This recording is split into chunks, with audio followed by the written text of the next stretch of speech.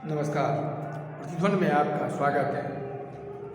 आपने भी कई जगह सुना होगा कि किसी दुर्घटना के बाद अधिकारियों पर जवाबदेही तय करने के लिए अगले दिन के अखबार की यह सुर्खियाँ बनती है, उस अधिकारी का वहाँ से स्थानांतरण कर दिया गया या उन्हें निलंबित कर दिया गया। लेकिन उनका निलंबन कब समाप्त हुआ, यह अखबार की सुर्खियाँ बनते शायद ही आपने सुना हो।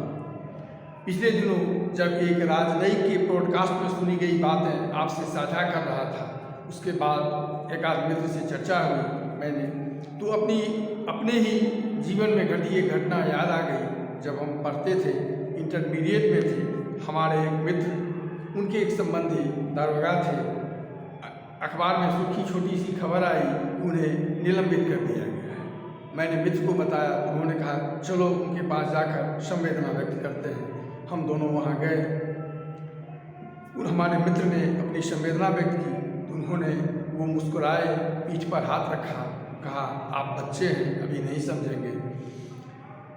नौकरी के लिए यह एक सामान्य सी औपचारिकता होती है, यानी उनके चेहरे पर कोई शिकन नहीं था कि उन्हें निलंबित क्यों कर दिया गया, और जिस कर्तव्यहीनता के लिए उनके चेहरे पर कोई अफसोस का भाव नहीं था, वह तो समाप्त हो गई। अभी कुछ 3-4 साल पहले हमारे यहाँ भी एक दारोगा जी को निलंबित कर दिया गया था, मीडिया के सामने बुलाकर। उन्हें तो निलंबित कर दिया गया, लेकिन जो खबर नहीं बनी कि बस 2 सप्ताह बाद उन्हें फिर नया थाना अलॉट कर दिया गया, वो वहाँ चले गए।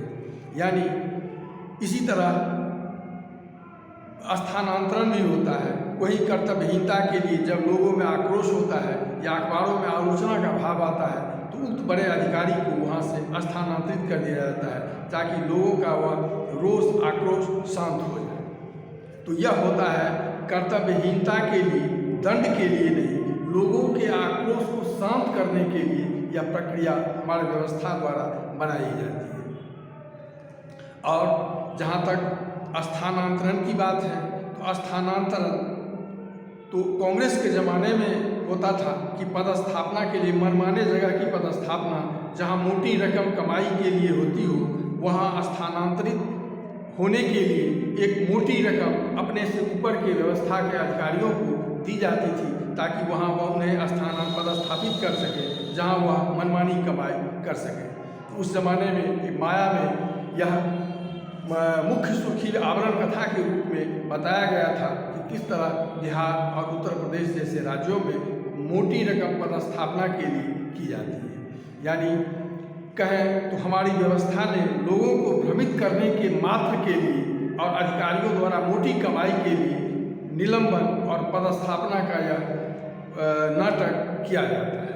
बिहार में बड़े स्तर पर शिक्षक हैं, तो शिक्षकों का स्थानांतरण इन 20 वर्षों में लगातार होता रहता है, और यह सुर्खियाँ बनती है कि कैसे ऊपर के अधिकारी मनमाने पदस्थापना के लिए मोटी रकम लेते हैं। स्वयं शिक्षक भी निजी बातचीत में इसे बताते हैं, और जहाँ जो नहीं दे सके या नहीं देते हैं, उन्हें किसी दूर दराज के ऐसे इलाके में भेज दिया जाता है।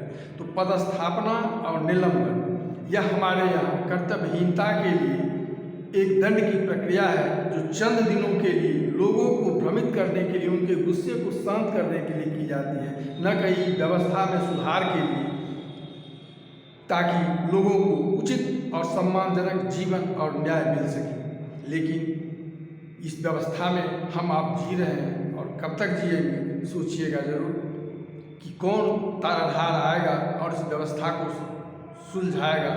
जो व्यवस्था हमें अंग्रेज़ों ने बनाई थी, क्या हम उस व्यवस्था को तोड़कर अराजकता की ओर नहीं बढ़ रहे हैं?